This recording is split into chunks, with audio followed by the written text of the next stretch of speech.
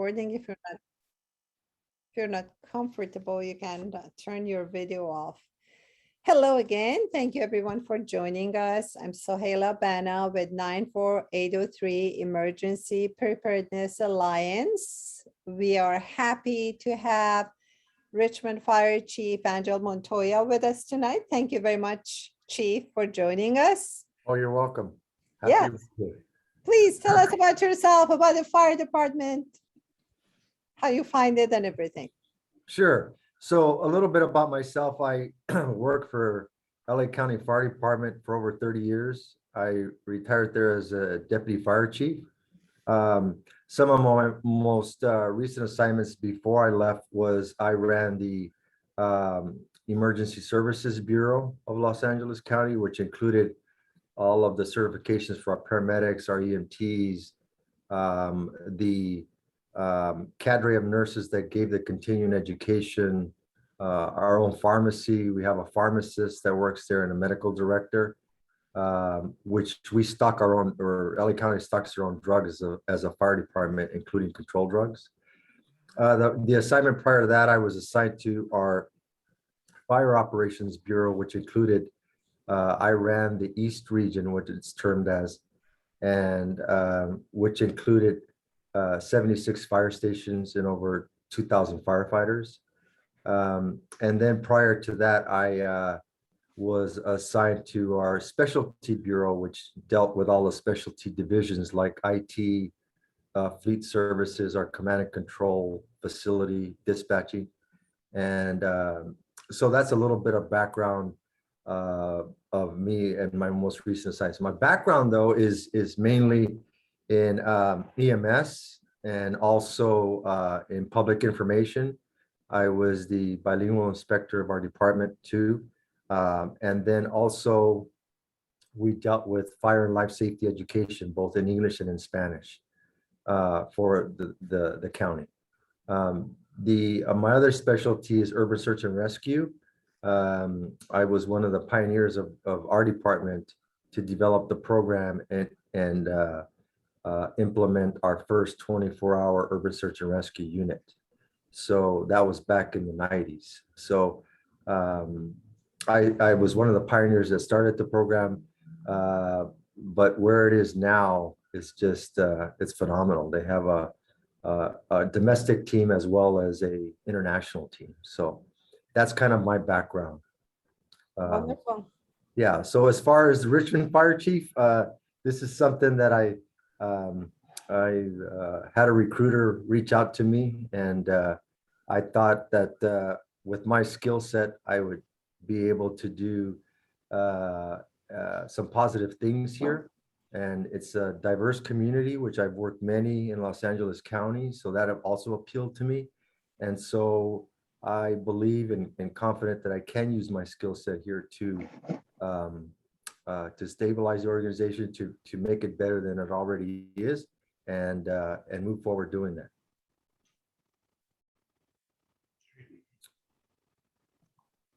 You're on mute, Sohail. Sorry about it. Yeah, thank you. Thank you very much.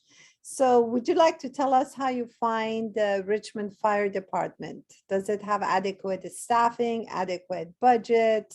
Is it operating the way you expect? Or what are your plans for the future? Well, I find the budget, I'm starting that process to get familiar with it. I really couldn't answer that question right now to give a more informed response there. In terms of the firefighters, I've had a 100-day plan that I gave to the city manager for my first 100 days here. Part of that plan was to meet with all of the firefighters of the department, and I'll be complete with that tomorrow.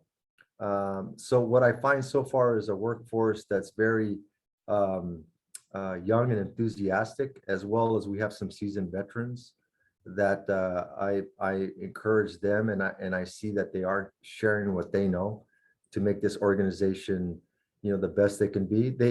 They have some needs that they've expressed, but that's something that at the end of these sessions when I'm meeting with them, that we're going to compile a list of the more voiced concerns, and then place them in an order of priority, and figure out a way that we can address those.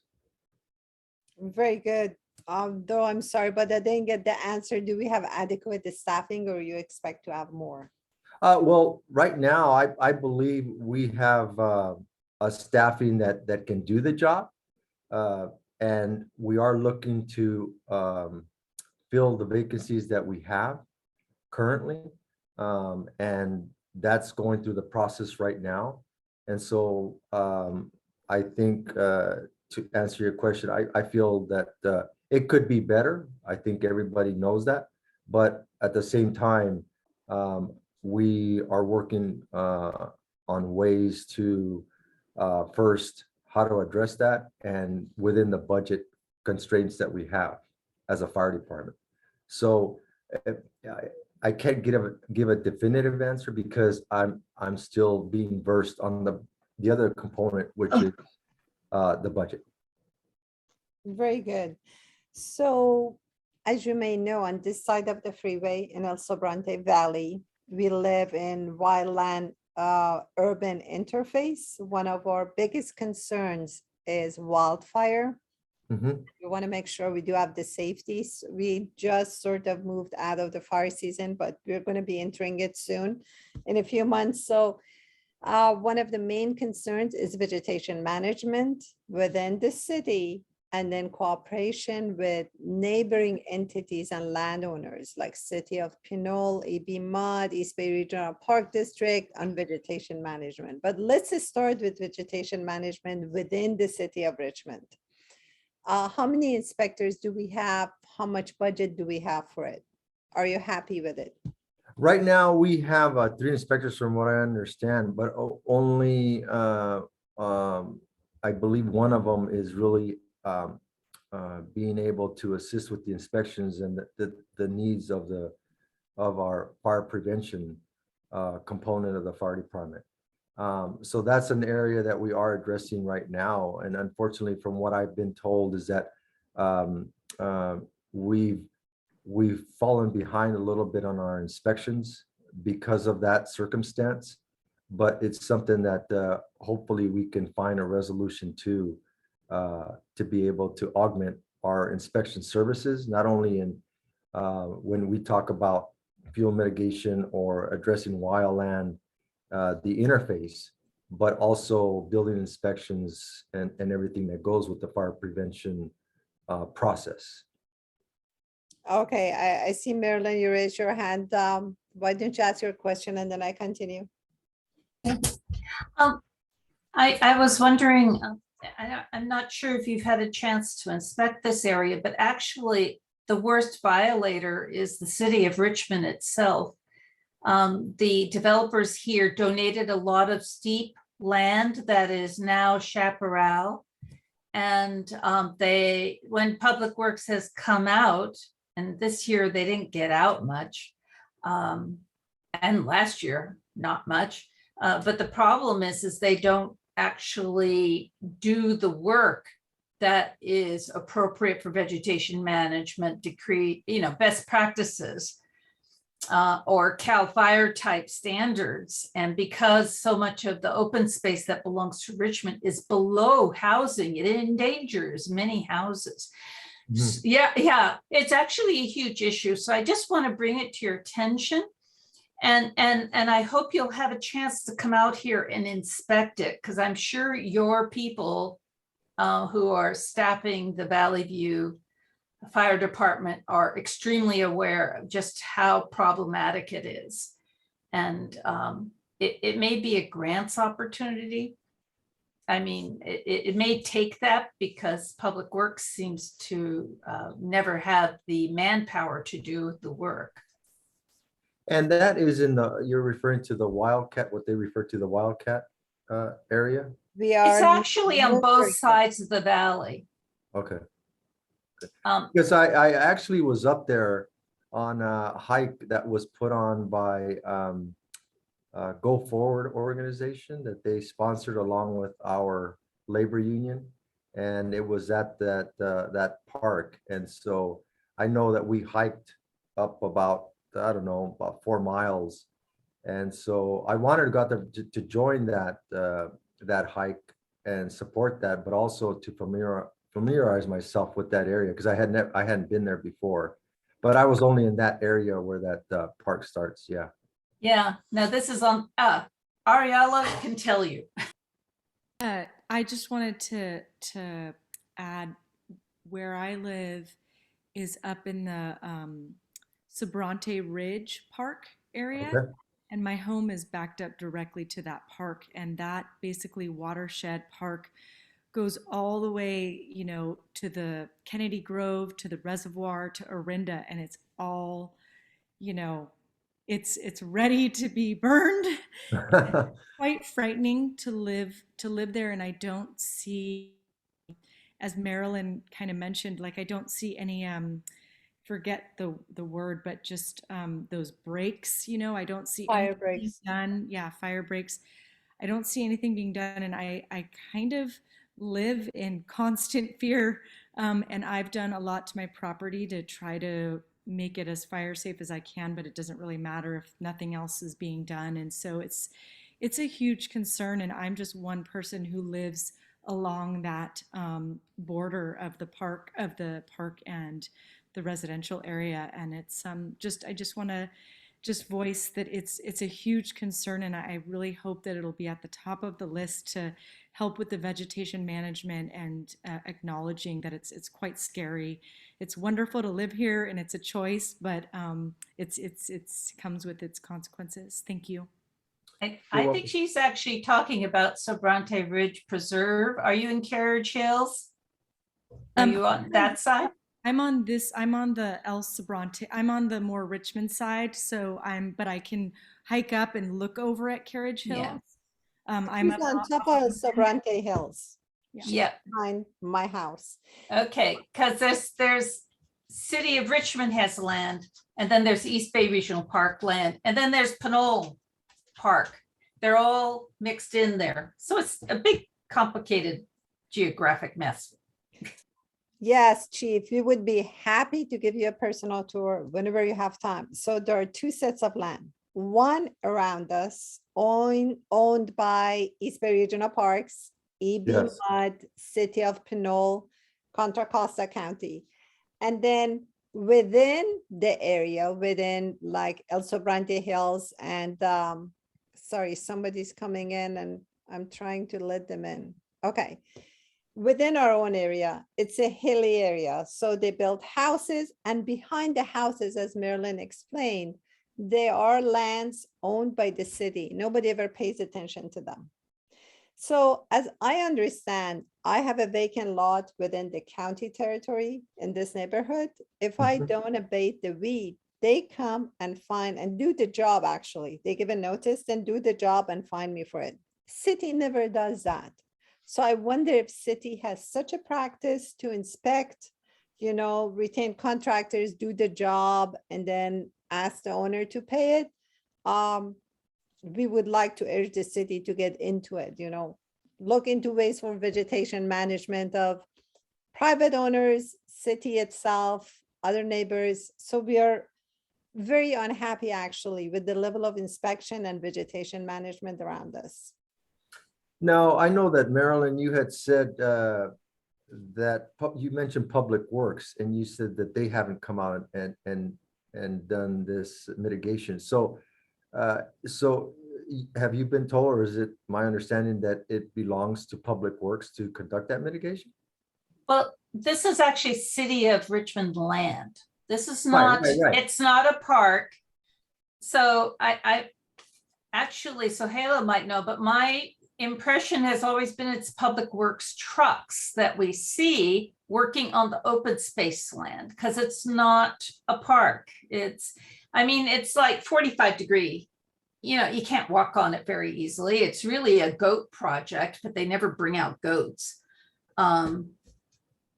So yeah, actually, I think taking a short road trip and walking on a few of the City of Richmond fire roads that are in these zones will be enlightening. It really would be worth it for you, because part of the problem is there are evacuation roads that get to City of Richmond limit, and then there are no roads beyond it because the county didn't. There's sort of useless evacuation if nobody can actually walk the road. So there are lots of problems. And it's the kind of thing where nobody actually goes and looks at it from the city with the people who actually live here. I really think that would be the big change in practice. No, and I think that's a very good suggestion, and I'm open to going over there and do that. One, because I'm not from this area, and I'm getting familiar with not only what you're referring to, but all the City of Richmond and the surrounding jurisdictions. So it's something that would be most helpful to me, very much so. And it's something that I'd be willing to go out with you guys and see those areas personally. So it's something that I'm willing to do, absolutely, as soon as we Sure. can set it up. Thank you. We'll arrange it. I just wanted to add that the reason why Public Works gets involved is that, if I understand correctly, the fire department does not hire contractors. Maybe they don't have the budget at all. That's not what the county does. They usually hire contractors, get the job done. They don't wait for Right. bureaucracy but in the City of Richmond, the fire department is at the mercy of Public Works if they have the manpower, the time, the budget to do it. That's why we don't see much done. They don't care as much. The fire department should be in charge. Do it. We have Measure X with $100 million a year. Mhm. And we just heard from our supervisor that they are allocating some money for wildfire mitigation and vegetation management. I don't know how much is coming to the City of Richmond, but please take action, actively get a chunk of it. We deserve it. Yeah. The other thing I would like to add, I mean, people shared concerns. Some of them haven't come, so I'm going to share it with you. Fire access roads are not properly maintained. Some people actually did it themselves. They took it Mhm. upon themselves to clear the fire access roads for their own safety. The fire hydrants, there are two issues. Some of them are not visible. Then there was a fire in the neighborhood and they realized there was not enough water pressure from the fire hydrant. We asked before last year, we brought up the issue. The fire happened, I think, last month or a few weeks ago. We brought up the issue of fire hydrants. The fire department told us it's upon EB Mud to do it. And EB Mud said, don't worry, everything's okay. We need some, assurance, control, testing, something. So what happened won't happen again, the case that there wasn't enough water. And I'm sorry, I want to pronounce your name correctly, Sohela, because I've heard a couple of ways. So Sohela. Perfect. Sohela, yes, that's Sohela. correct. Thank you. So how did we determine that the hydrants didn't have enough pressure? How did that come to be? There was a fire actually. A few weeks Okay. ago. The neighbors told me there was once firefighters tried to use that fire hydrant, they realized their water pressure wasn't enough, wasn't adequate to the level of expectation. And so did that fire engine move to another hydrant, or how did that neighbor discover that? Honestly, I didn't ask. I can ask them, but that's what I was told. There was also a mix because up. of a hydrant, it could have not, I guess, the pressure that it's supposed to have in that area, or what is adequate for that area considered to be. I'm just However, wondering. however, a fire engine can pump that hydrant and augment that pressure. So that's why I ask if the engine moved to another hydrant for that person to determine that they didn't have enough pressure. So that's why I say that. Thank you. I'll try to figure out. Marianne, I see your hand is up. Go ahead, please. Hi. First of all, I'd like to say welcome to Chief Montoya. We're so glad to have you here and part of the community. Thank you.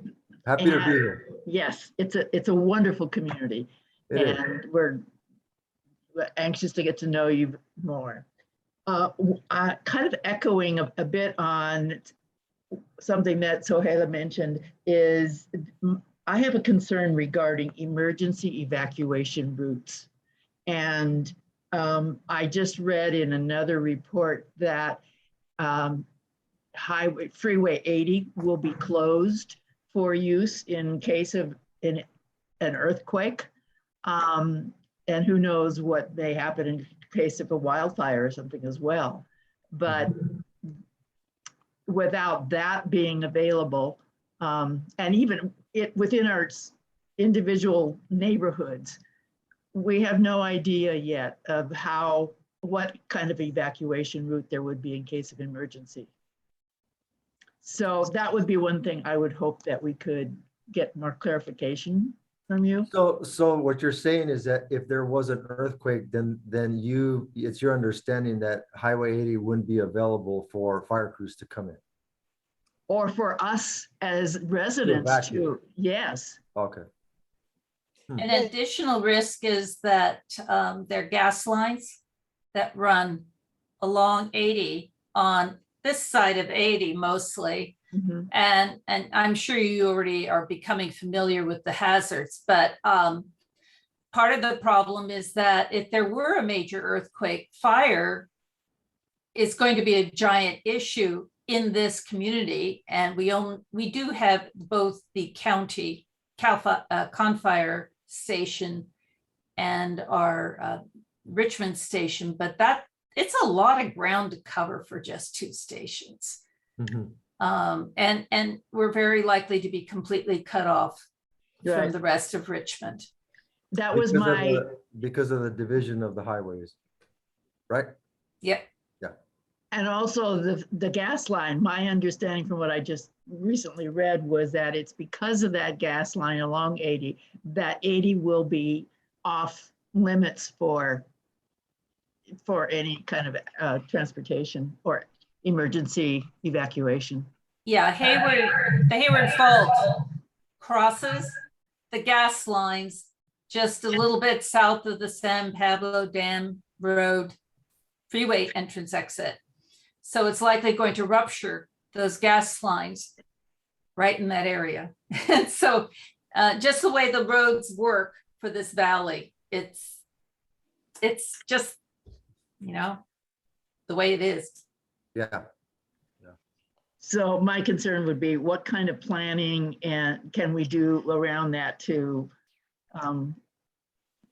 provide emergency access or, as much as possible. So are you aware of any pre-planning from the fire department at this point? We've been asking repeatedly for evacuation routes, and we told the fire department in the past, we're so glad to have you. We love you.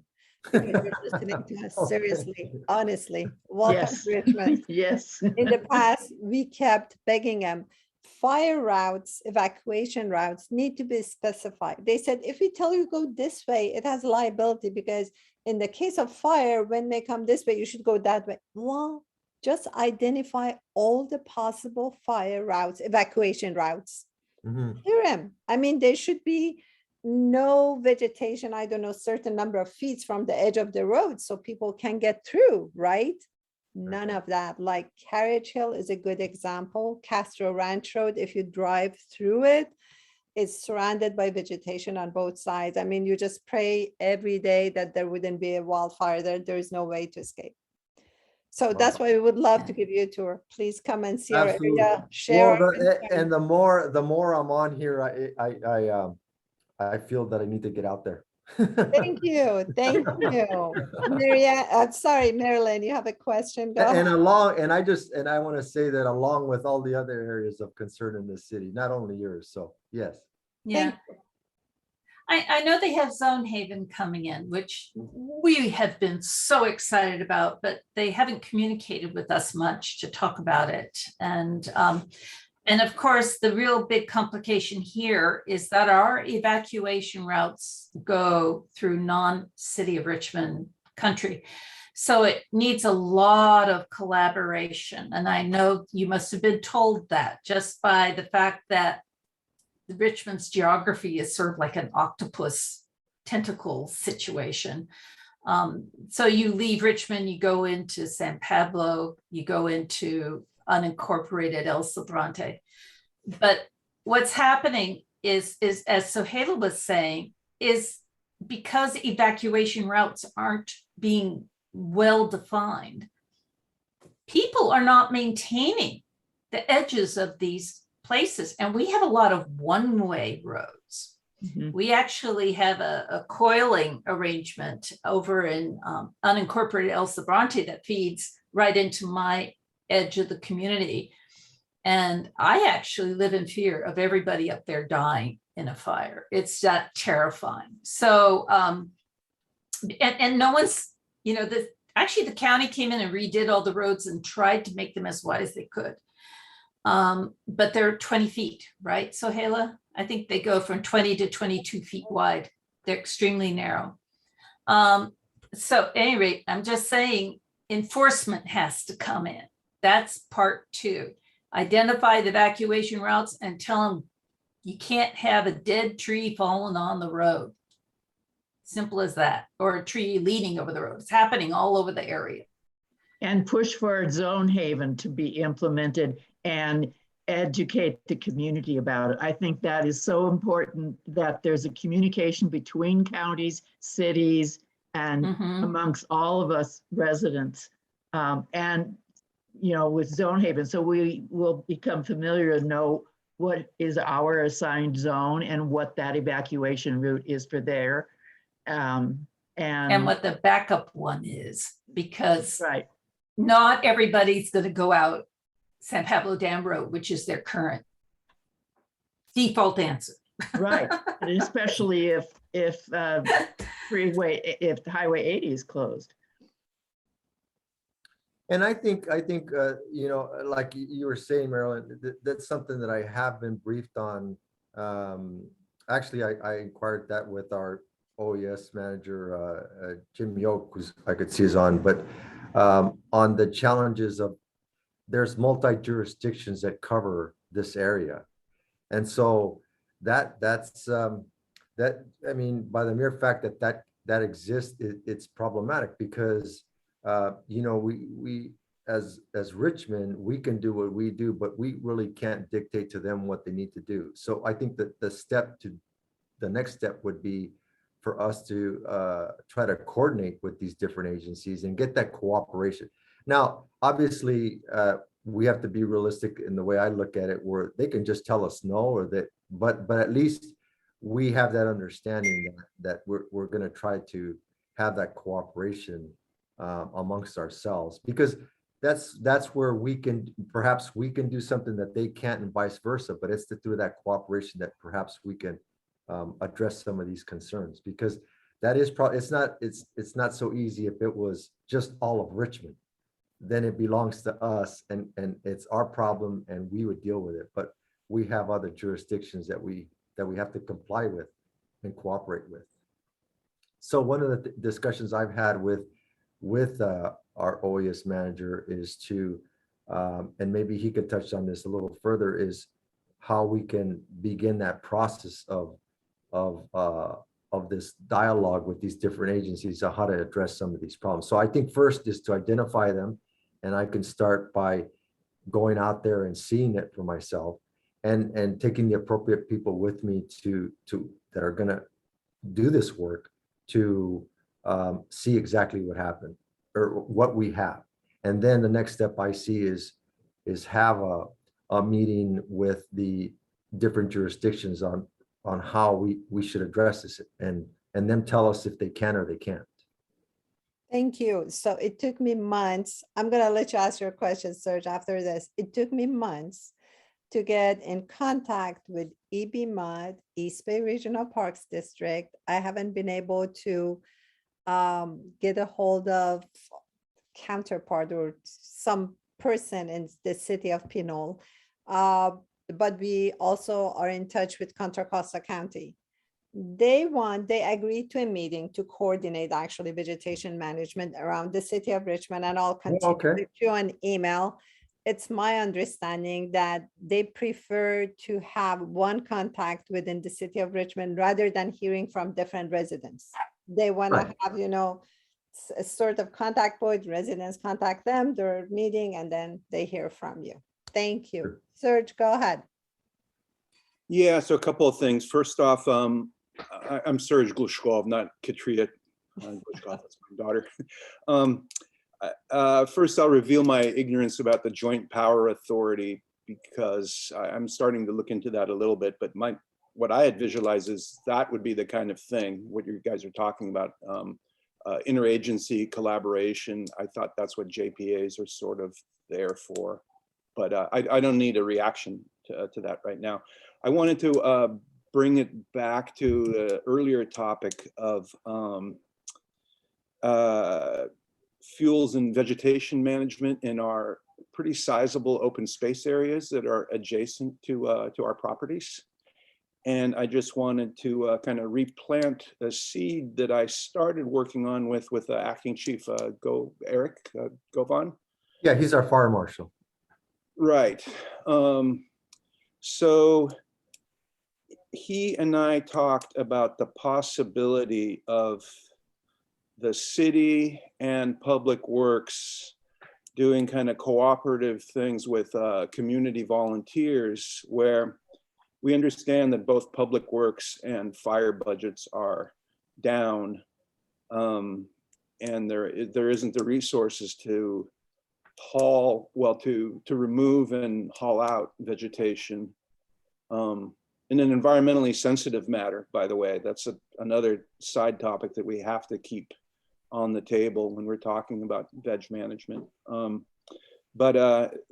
Since there aren't resources, there are lots of community people willing to do some stuff. In the case of the little pocket of open space I've got behind my house, and it's next to a fire access road, what I've been doing is hauling it out myself with a little bit of assistance with the gate. There's a fire access gate next to my property, and I'm able to better haul it out since I've had access to the key to that gate. A bigger Cadillac of that would be as if the city and or public works could set up dumpsters at a scheduled time, and then people like myself could coordinate volunteers to load them. That's way more efficient than giving us vouchers to take, one pickup truck at a time to the dump. So I think that's a real viable thing that I'd like to bring to your attention and see what we can do with it. Now, your discussion with the fire marshal, where is it at right now? Is it just in the infant stages of planning? No, my discussion with Eric was just about one individual microsite, just one gate. Okay. And he and I were able to come to a good solution, but that's basically outside my backyard. But I think there is a model there that could be used at all the anywhere where there's access points to open space. That could potentially be done. And actually started a conversation like that with John Joya also for doing the same thing with the county, because what the county has done in El Sobrante is have a trash pickup routine where they're doing it once a month now, where they provide us with a dumpster, and then there's community groups that pick up trash around El Sobrante. So it's a real good kind of a private-public partnership, and it builds community also. And that's an idea that I can tell you personally that I've done, but not in this state. I have a home that we built in Utah up on a mountain, and it's close to Zion and Bryan Head, those parks, those national parks. Anyway, because of the funding there, I've participated in at least 3 prior to the pandemic. They used to happen every May. We did exactly what you just talked, exactly. And so as a community, what they would do is, because I'm not a full-time resident, obviously, they would go into the city. In this case, it would be Cedar City, and they would get sponsors like from Home Depot to donate equipment, Ace Hardware. And so they support that. And then what the local fire agency does there is that they send their units up there to train them how to use the equipment, and most of them know already. And then they conduct the fuel mitigation, and then the city supports them by sending chippers up there, and they just chip that stuff back onto the property. Oh, mhm. And so it's a great program. And I know that up there, there's although there's not too many homes up there, but the ones that are up there, even the people that are part-time like myself, they participate, and it's very, very successful. Mhm. So that is a great idea that, you know, that's definitely something that we could look into, because, you know, and it's something that I think the community gets into, and I could see that your organization is pretty together and passionate of what happens up there. So that's similar to what I'm referring to, but it's obviously in another state. But definitely something that, you know, I wasn't even going to bring up because I didn't think that was possible over here. But anything that can help is possible, I feel. Well, apparently, yeah, the infrastructure or some of the logistics are already set for you, because the county, for the scenario where they just put a dumpster, they put a dumpster near the library. But instead of one giant dumpster at the library, if you could do 3 or 4 at strategic spots, I think that would be doable. I mean, relative to the people that own the dumpsters, which is the local Republic Services is the name of the outfit. Mhm. So there's already some contractual stuff where, you know, a government agency, a sister agency has already done it. So it wouldn't even be that hard necessarily, I don't think, administratively. Yeah, So, that's a great idea. yeah. So if you continue to have an interest, please, you can let Sohaila know. You'll let the rest of us Cool. know. We'll Yeah. be in touch with our fire chief. Serge, because you brought it up, I would like to explain it to our new fire chief about Joint Power Authority. The first meeting will be on December 3rd. We look forward to having you there. I'm sure you'll be a part of the meeting. But Tom Butt suggested, the mayor actually, because it's going to take a while for it to start moving, let's have our own vegetation management meeting of the neighboring landowners. That's why we've been talking to them. So we're going parallel, both ways, JPA and local communication. So Joni, you're next. Go ahead, please. Hi, Chief Montoya. Thank you Hello. for joining us. Glad you're in our community. And I just sort of wanted to continue where Serge was going, because I was at a meeting of the Greenbrier Neighborhood Council last night, and we're kind of the area on 2 sides of Amend, but a little closer to Castro Ranch Road. And this exact issue, we have a fire easement road that for actually the last several years, my neighbors have personally cleaned the drainage ditch, hired private gardeners if they couldn't get to it themselves. And we're actually last night talking about actually trying to get film of it to show you where our concerns are. And we're very willing to send in lots of volunteers to help. But like Serge was saying, we kind of need the backup of what do we do if then we haul it out. I always worry about, we're getting a little elderly out here, you know, is it too steep for some of us to safely do some of these things? But I want you to know that we're very willing to volunteer and make it a community city cooperation. And I am City of Richmond. I'm not, the easement doesn't quite come down as far as my yard, but it's in between Mason and Kipling. And I'm sorry, I don't remember the gate number. It ends in out on Amend, but we will get you film of that, or if you come to the area, I would love to show you that area. Yeah. And we'd be happy to help. Okay. And thank you. Thank you. Yes, Okay. and that's something that I'll coordinate with Sohaila on getting out there and doing that.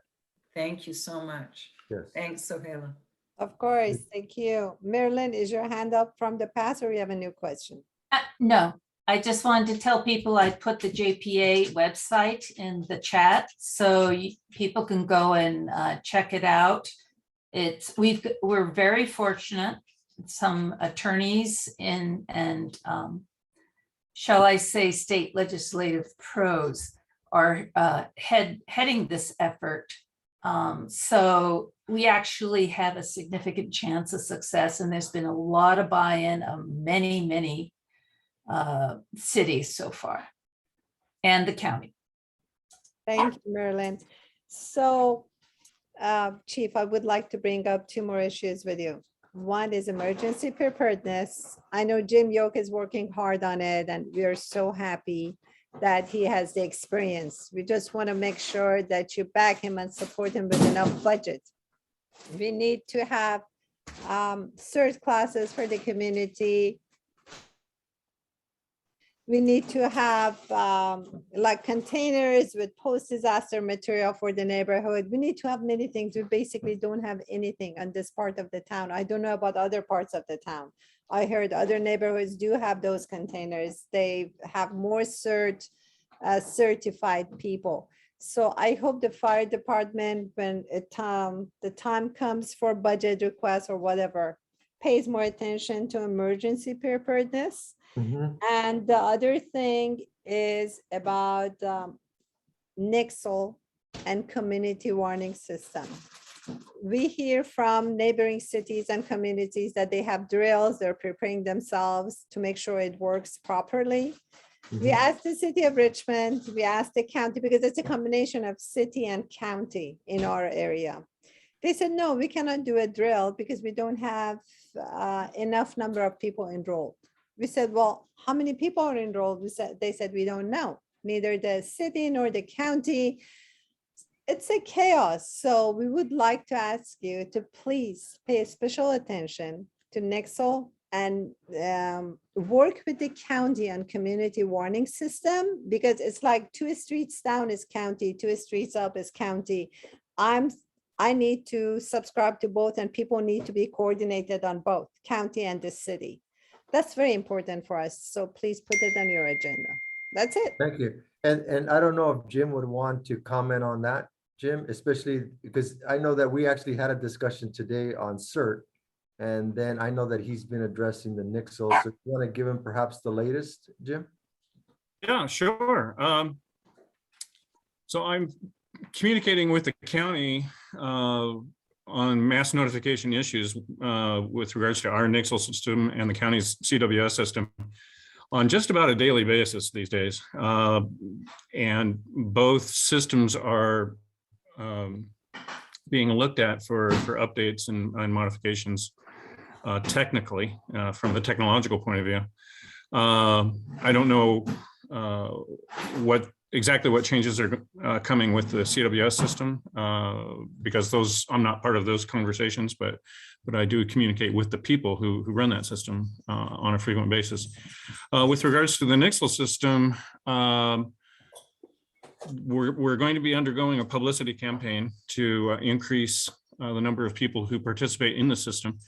But I don't want to embark on that until I know exactly what the changes are going to be made to the system, so that when I talk to the people of Richmond, I know what's going on. You know, I don't want to go out to the people of Richmond and say, hey, sign up for this system, but I don't know what it's going to look like in a month. You know, I want to make sure I do things in the right order.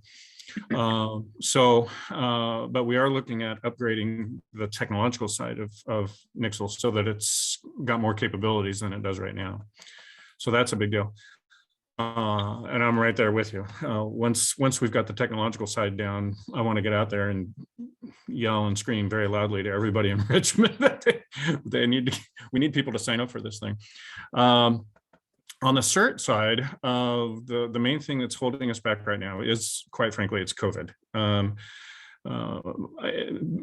The people in our community, the people across the state, I suppose you could say the whole country, fall into kind of two categories, two extremes. There's one group of people who are itching to do anything and everything, and they're eager and they want to get out there and get back to doing things in person. So that's on one end. And then on the other hand, you have people who are still very reluctant and not comfortable doing things of that nature because of continued concerns about infection. I'm somewhere in the middle between the two. I'm quite eager to get going, but I'm also watching what's going on a daily basis with concern. So the question is, when do we get to the point where we can, with a fair degree of confidence, start doing things again? Now, the city issued a policy a month or two ago saying that anything and everything that we do in, that's city business and on city property,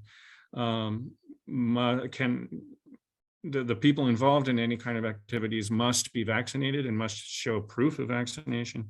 And that also we will be masked and we will be following whatever the health orders are at that moment whenever we do something, whether it's meetings or classes or CERT or whatever it might be. So that helps. I'm totally supportive of that. But even with that in place, there's still hesitation and reluctance to launch into all the sorts of things that we did pre-COVID. So I think, but this is very speculative and I don't want to get ahead of myself, but I think that once we get past New Year's and we have a chance after New Year's to see if we're about embarking on a surge again or something like that.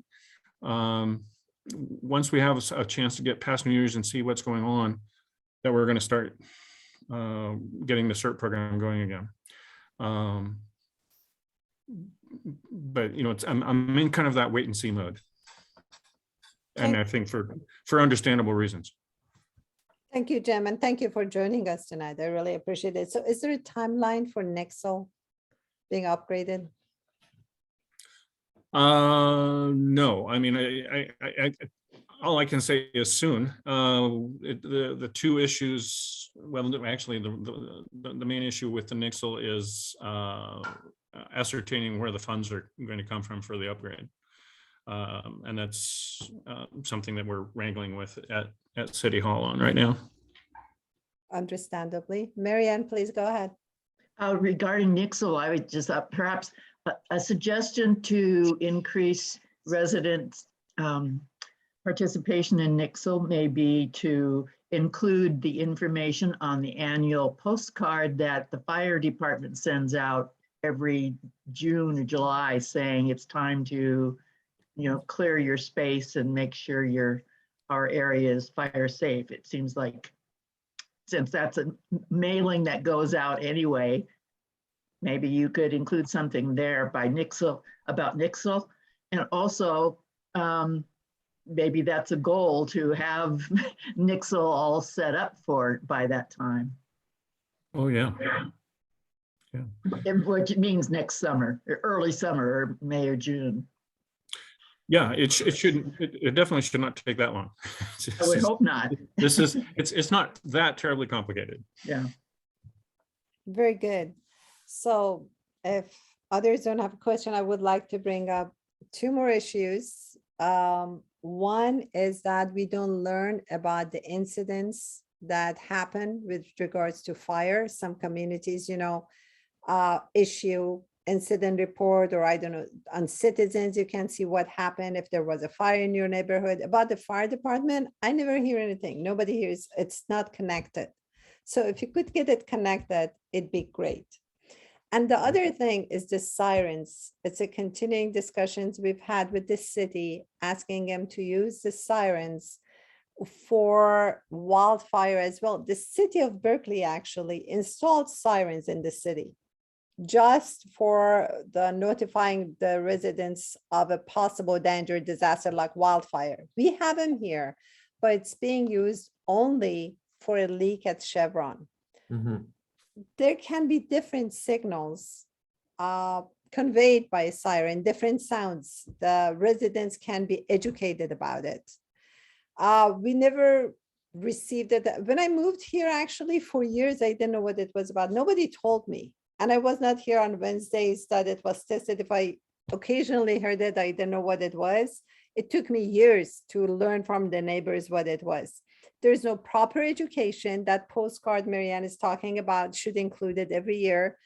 Maybe the title companies should be, should have to send something, provide to the new home buyers so people constantly get educated about it. But please consider using the sirens that we have in place already for wildfire alarm as well. Okay, Thank you very much. you're welcome. thank you for being open to suggestions. We really appreciate it. We really appreciate your time. We appreciate your listening to us. Oh, no, that's part of my job. So I look forward to doing this and many more meetings with you. And I look forward to getting up there and becoming more familiar with this area. Thanks. Absolutely. Thanks. We'll arrange it and I'll let the neighbors know if anybody wants to come along. They can hop in. Yes, absolutely. Marianne, go ahead, please. I have another question. This is a different issue. What can a resident do if we have a neighbor that has a lot of like really tall dead pine trees that are a fire hazard, as well as on their property a lot of debris that you know could go up with any little spark of anything? You can call us. You can call us. We go out there and we'll take a look at that. I've done that in the past. That doesn't work. Then I suggest They you said call- they could only do it if it was visible from the street. And even though they can see it, you know, from my side, they're in a little cul-de-sac. And anyway, no, that didn't work. I tried that. That's news to me, because it was my understanding that we received complaints. I mean, I received complaints on my phone here and recorded of people, and I know that I've passed it on to staff to go out there and take a look at it. I haven't heard what you're saying. So I think if there is a address of concern, you could send it directly to me, and I'll look into that and getting somebody out there to take a look at it. Okay. Yes. Is it Thank you. okay to share your email address or? Yes. My email. Yeah. Oh, Absolutely. you're a brave soul. Yeah. Great, thank you. Marilyn, you have a question? Well, yeah, this is actually a big problem, Chief Montoya, in that people feel like they complain forever and nothing ever happens. And the problem is fires don't care if it's a backyard or a front yard. Yeah. We had a problem, particularly with Monterey pines in this area, because they were all planted in the 1960s and the developers put them under the telephone lines. Mhm. And I mean, lots of them, lots and lots, and their lifespan 60 to 80. So a lot of them are dying. And I had the same problem that Marion has, and our neighbor's 80-foot tall Monterey pine hangs Mhm. over the PG&E power lines. And PG&E says, well, it's more than 10 feet above. And I said, do you think gravity cares where it takes a branch? But anyhow, enough of that. But I'm just saying it's a gigantic issue. And if there could be clarity to everyone what the rules are, it'll be easier for you to have inspectors come in and talk to these people. Because the truth is they think you can't do anything. I mean, they actually think that. And the other problem is there needs to be some sort of financial support, because these trees can cost $8,000 to $10,000 a piece to take out in this neighborhood, Oh, yeah. especially when they're 80 feet tall hanging over Yeah. a PG&E power line. So it's a multi-part issue, but I think if there's clarity and people know that something's going to happen and that it's not going to be a 5-year process, it would make a very big difference on compliance and their willingness to go with it, because, you know, sometimes just knowing what the rules are and that they're going to apply to everyone makes a difference. Yes, that they're consistent. Yes. Yes. Very good. We're getting close to the end of our time and seems like we're almost done with our questions. Any more questions for the fire chief? Seems like no more questions, and we just need to express our gratitude. Thank you so much for being with us. Thank you for listening, and thank you for working with us. As Serge said, we are volunteering, to do whatever it takes on our part. You can count on us. Please include us. Jim, go ahead, please. Just one comment really quick, going back on something that was mentioned earlier. with regards to Zone Haven. If you go to Zone Haven now, I'm not sure if the zones have been published and made public yet. If they have not, they will be very, very soon. They're ready to be published, and the Zone Haven folks have them. There are some internal things that Zone Haven needs to do before they can make them public. But we've done our work at the city to make them go live. Wonderful. Now it's just that next step that needs to be taken. Now, here's my next comment. Although it is done, we've done the necessary work to make it go live and it's ready. We're still going to be working on it. There's still data, for example, that we are going to be inputting into the zones that is needed. So yes, it's ready to go live, but also yes, we'll be continuing to work on it. And we had a meeting. We've had multiple meetings over the last few weeks to get to this point. And one of the things that we collectively realized as a group was, as we look at each other across the table, we realized, we're never going to be done working on this thing. We'll be working on this forever. It's not one of those projects where there's an end date. It's one of those things that's a continual, ongoing process, and we know that. So, anyway, I just wanted to let you know that we're ready to go with Zone Haven. Thank you very much, Jim. We really appreciate your coming tonight, and heads up, we're going to invite you somewhere around February when you've had enough time, to get an assessment of how things are and, improve your plans. So you'll be with us again, and we're going to stay in touch with Chief Montoya, and I'm going to continue the communication via email about the time that you can come for a personal tour of our neighborhood. And that'll be here soon. And again, I want to thank everybody that was here tonight that participated in this. And I look forward to this continued dialogue. And I want to thank you, Sohela, for organizing all of this. And I know that like somebody had mentioned how you communicate with the county. I think, it's always best to have someone like yourself as part of this group that the central person that I can communicate with. So I want to talk to everybody, but sometimes, that it's a consistent message and you do a good job. What I experienced so far in doing that. So thank you. Thank you very much. I really appreciate it. Have a good night. You too. Thank you. Good night. Thank you.